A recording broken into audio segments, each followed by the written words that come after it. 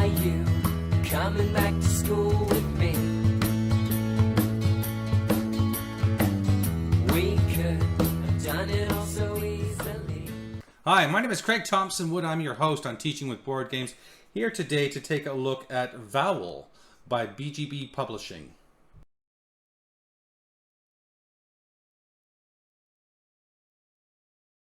So look at the number of players for Vowl. I'm going to give it a B.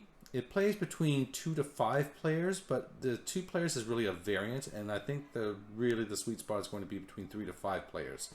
I think it's a game that benefits with more, so working with larger groups.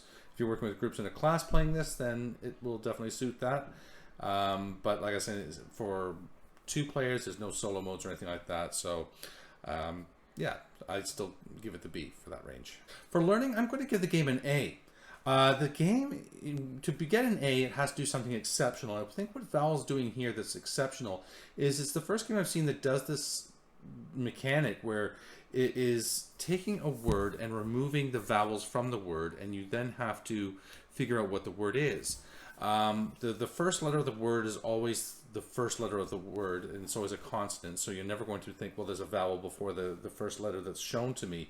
So the first letter that they show you, so say it's like CWL, and so the first letter will always be the C, and so you'll just need to then figure out what vowel or vowels are missing from that. And I'm thinking cowl, C-O-W-L. Maybe I'm rhyming with vowel, or I guess you could see C-W-R, it could be cower, or C-W-R-D would be coward. And you just look at the cards that you're given, and you have to start figuring it out. Now, why I think this is so exceptional is it kind of reminds me in a way of what I like about City of Zombies and Outnumbered, in that you are not looking at one thing and exploring just one thing. You have to play with it in your mind, and you have to come up with all these different alternatives and ideas to find out what it is that you need to, you're trying all the different letters in the spot. So you maybe, if you just trying the E, then it was trying to sound it out, then the I, and just seeing if things click. And then if nothing's clicking, then you maybe try moving with the next vowel in there as well, and just playing around with it. It's the creating that kind of mental flexibility, but instead of mathematics this time, it's working with words and spelling and your knowledge of words. And it's a great way to practice wordplay and spelling and things into your knowledge of words, and even to develop vocabulary a bit. I love that idea that it's really sort of sharpening the mind in a very interesting way here by playing around with it. It actually kind of reminds me of some of those things I've seen on Facebook and stuff, where they've rearranged letters and things to say, can you still read this even though it's all scrambled? Or because sometimes you look at a word and you can just see the word that's there even though the vowels are missing. You just instantly know it. There are different levels of difficulty, so you can make it more difficult by adding in, there's 3 different levels of cards. You have the green cards, which are the easiest, yellow are more difficult, and red are the hardest. So you can make, upgrade the level of cards if one person is, really a lot better than the other people who are playing. There's also a timer. There's a green timer, which is 25 seconds. The red timer is only 15 seconds. So there's ways to increase the difficulty, but there's no way to decrease the difficulty. So for the age of 14 plus, I would think that's pretty applicable, because I think you need to have a lot of reading experience in order to play a game like this, because if you're young and you don't have a lot of experience in your reading skills, and just have read that much, you're not going to be as able to compete in this kind of game, because it's just going to be too difficult. A little bit disappointing that there wasn't the opportunity to take it lower, because I guess maybe because that's the age range I teach. I teach grade 5, which is about 10 years old. So I would like to have seen something that maybe made it more accessible to them, but I still get it. And I still think it's got some great opportunities here for some older kids and adults. For fun, I'm going to give it a B+. I think the game is, with the right kind of people, could be a lot of fun. I think that it's not going to be the kind of game for people who are very sort of down on themselves. Oh, I suck at spelling, things like that. It's not going to be one for them. It's not one that's going to teach you to be a better speller. So it's just one of those games I think is going to be reinforcing the skills that you already have for reading, for spelling and such. It's kind of reminds me of something like Scrabble in that way, that, you know, people who like Scrabble are people who are already wordy people. So if there's somebody who you know who likes Scrabble, then maybe suggest a game like this to them where there's still that kind of wordplay element in there, but they're going to have to, you know, be exercising their mind in a different way. So just it's fast. It's, you know, as you're moving through the cards, trying to figure out what you have. There's different modes of play. So, and then when they said different modes of play in the rules, I thought that there was going to be like like a solo mode and a cooperative mode. I guess they have different definitions of mode than I do, because the modes in the play are, there's a dice that you roll. So on any given turn, I might be doing a solo mode where I just have to do all the cards by myself, or a cooperative mode where I'm working with another person to help me to do that, or a head-to-head mode where I'm going against another person to try and get the most cards out of the set. So yeah, those are, I mean, I guess I did say solo and cooperative, and there are solo and cooperative modes, but just the way that they're done, it's more a mechanic in the game than it is an actual mode of playing the whole game. So, but anyway, overall though, I think, you know, it's you know, a fun game, and one I look forward to playing. For time, I'm going to give it a B+. It says plays between 30 to 40 minutes, and I actually think that's a conservative estimate on the high side, because, you know, it's the time I played it now. I played it once now, and it went very, very quickly. So I can't imagine, and, you know, especially with the timers and play and everything like that, and maybe if people want to take time afterwards to try, they're really stumbling over cards and racking their brains to try and figure out some cards that they couldn't. I know there was one or two that it took me a while to get, and yeah, I had to sit there and think about it for a while. But I don't think it's going to be that long of a game. And so if this is the kind of thing that you're getting for a classroom, then 30 to 40 minutes is certainly going to fit within your classroom time. And I think the cleanup and the setup is very easy, because it's just sets of cards, and the cards are all in little baggies, so they're easy to set out, and then you just clean them up, put them back in, easy peasy. So yeah, B+ for time. For cost, I'm going to give it a tentative B, because I don't know what the cost is yet, because it hasn't hit retail yet. But once it does, I could maybe give an updated sort of maybe thing in the comment section or something to say what I think. But it's, you know, what I'm looking at in this in terms of the B is the replayability. It is a game which I think is, like I said, it's only going to appeal to certain types of people who are already very good with words. Or if you're doing it in a classroom situation and you're forcing those poor kids, do it. Then you're going to get more use out of it. But it's the kind of game which, you know, I think you will get enough play out of to get your money's worth. So assuming that the price isn't too high, so that's why I'm saying I'm giving it the conservative B here. But if you're using a classroom situation, I think that grade could be seen maybe going a little bit higher, because I think you would definitely be getting more play out of it, because you're, you know, mandating its use in the class. So or if you're doing it at home with your family at home as a game to think, then again you are going to get more use out of it, because you are saying, look, we are playing this, and there's not a question. So like I said, it's a quick game, so even if you play this as an introductory game to the evening, say, okay, we'll play this, and then we'll play something that's a little more fun, or, you know, more to their liking, if they're not too into this game, then it's a quick game and can be done as well. So, but it's one I think that can certainly hit the table enough to get your money's worth. All right, let me take this game to the table, and I will show you how it's played.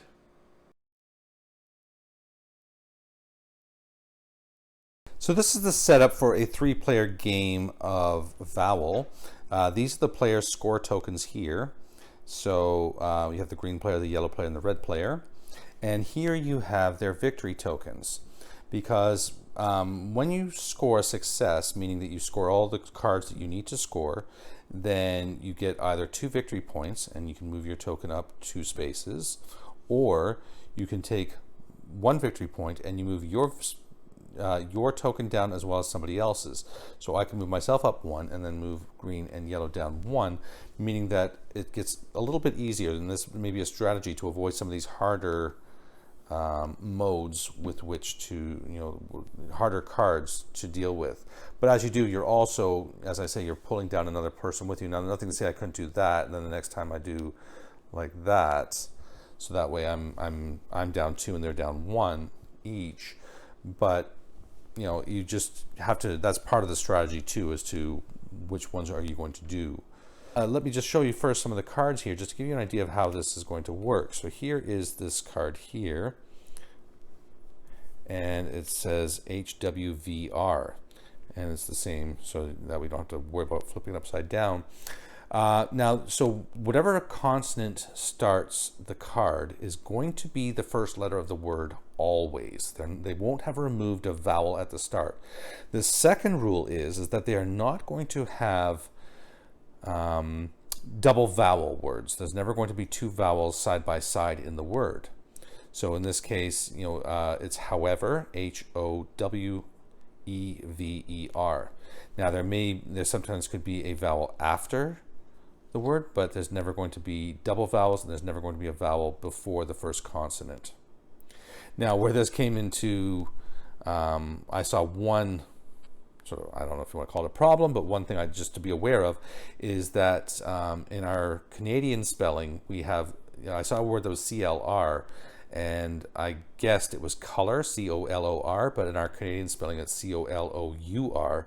So just something to be aware of, that there might be the Americanized spelling on these.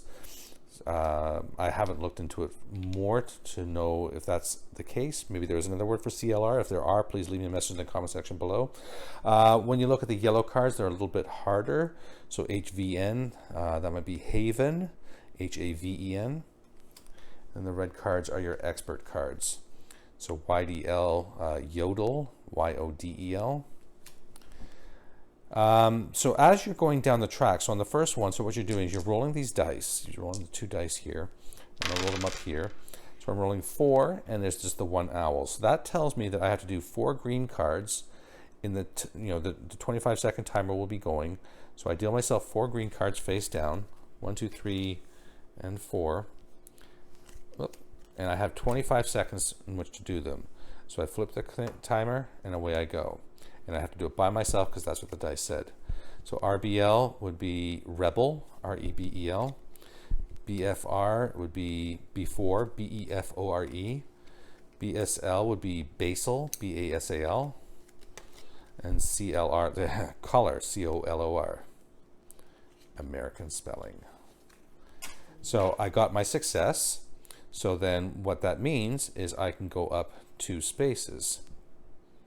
Now on my next turn, when I roll the dice again, I'm getting 4, and this one shows a head-to-head. So I'm going to be going head-to-head against an opponent. Now it's 4 plus 2 more greens. So this is always in addition to whatever you roll on your dice. This dice is going to show either 3 or 4. So there's 4 instances of 3 and 2 instances of 4 cards. So I'd be doing 1, 2, 3, 4, and then have 2 more green cards on top of that. Now, in a head-to-head, whoever gets the most will get the points. So another opponent could steal the points from me in this case.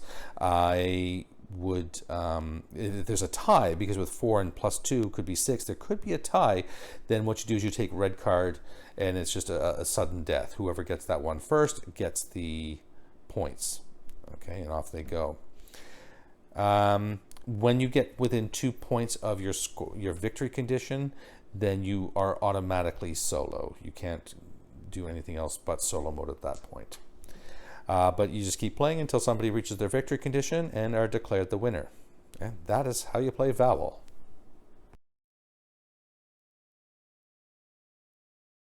So yeah, so Vowl is a game that is unique to my knowledge for this mechanic that it has of getting people to figure out the words with the vowels removed. It's a very interesting one, and it's really, like I said, I love the idea of it just forcing your mind to play with those letters and try out different combinations and see until something kind of clicks in your brain, and then, oh, I got it. I know what it is now. Because sometimes, you know, it seems impossible, and as you just kind of go through A, try A there, try E, try I, try O, try U. Okay, wait, now try A, E, and you're playing with different combinations of the letters, and finally something just kind of like gets close enough that you figured out it all comes together. But it's just really good for reinforcing those kinds of ideas and the skills, and just just keeping the mind sharp. Different modes of strategy too, in terms of which cards are you taking first, the green cards, the yellow cards. Like when you have to take a combination, do you want to get the red cards out of the way, the hardest ones, or do you want to just do the green ones, build up some confidence, and just try and see how much time you have left for those last red cards? Up to you. But yeah, like I said, I think it's a fun game, and one I look forward to. I may try it out with my class. But I think it's a bit much for them, especially seeing as my class, not only they're 10 years old, but they're also mostly from an ESL, ELL background. So I don't know that they will have much success with this, but we can try. We can try a few of them. I might try it in a different format, and then I can even report back on that. Like I might put up a word just as a challenge, and hey, who can tell me this word? Who can figure it out first, kind of thing. Make it a class competition, right? So there's different ways I might employ it, and creative teachers, I'm sure, will also come up with their own ways to use this game.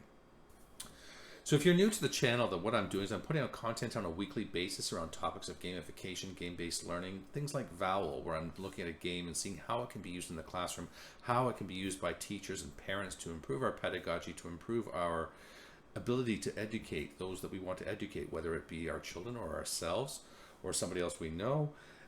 It's just, games have so much power and ability as such a great learning resource that I just think that I want to share my knowledge with everybody about what we can do with them. And I know that I myself am constantly learning through the play of games, and have been doing so all my life. To be a gamer is to be a lifelong learner. And I just, as a teacher, always want to make the learning as fun as possible, really motivate my kids to learn. So I hope that this is helpful to you, and if it is, then please remember to hit like and subscribe down below, and even that little bell icon to remind you of when I'm putting out the content, which, like I said, is on a weekly basis.